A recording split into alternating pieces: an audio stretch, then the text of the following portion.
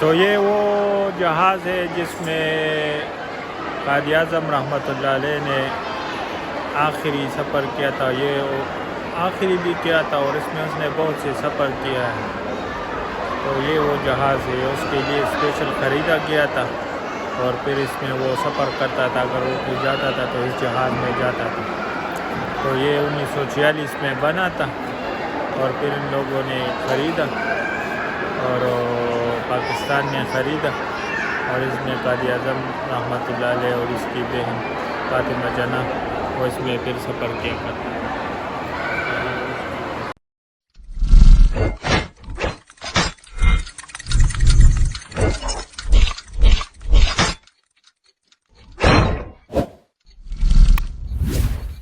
बिस्मिल्लाहिर्रहमानिर्रहीम। अस्सलाम वालेकुम वरहमतुल्लाहि वबरकातुहू। अल्लाह ताला के फ़ज़ल करम और शुक्र के साथ आज का व्लॉग करते हैं शुरू। तो आज इंशाअल्लाह क़ायद आज़म मोहम्मद अली जना रहमतुल्लाह अलैह के इस्तेमाल के जहाज़ को म्यूज़ियम में देखेंगे। तो चल कर आप लोगों को उसकी जहाज़ दिखाते हैं और आप बाइक पर चलते हैं, आपको कराची की रोड दिखाते हैं, बाइक टूर देते हैं और फिर उसके बाद म्यूज़ियम चलते हैं। तो यार वीडियो को लाइक करें, दोस्तों के साथ शेयर करें। चैनल को पर अगर चैनल को सब्सक्राइब नहीं किया तो काइंडली चैनल को सब्सक्राइब करें। तो चल कर देखते हैं और आप लोगों को वो कराची म्यूज़ियम दिखाते हैं और क़ायद आज़म रहमतुल्लाह अलैह का जहाज़ दिखाते हैं।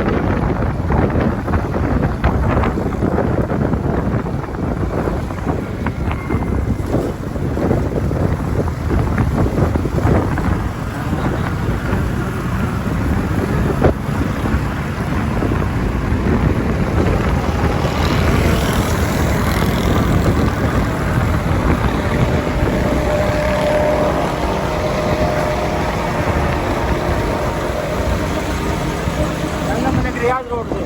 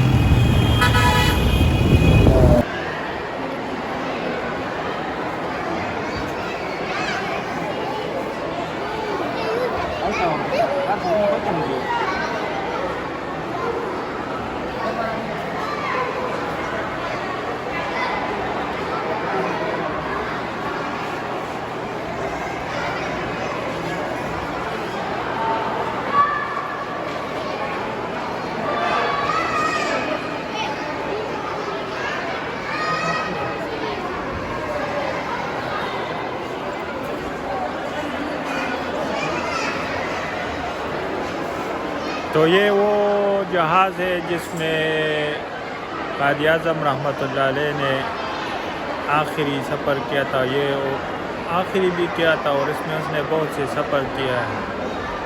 तो ये वो जहाज़ है, उसके लिए स्पेशल ख़रीदा गया था और फिर इसमें वो सफ़र करता था। अगर वो कहीं जाता था तो इस जहाज़ में जाता था। तो ये 1946 में बना था और फिर इन लोगों ने ख़रीदा और पाकिस्तान ने ख़रीदा और इसमें क़ायद आज़म रहमतुल्लाह अलैह और इसकी बहन फ़ातिमा जना वो इसमें फिर सफ़र किया करते हैं।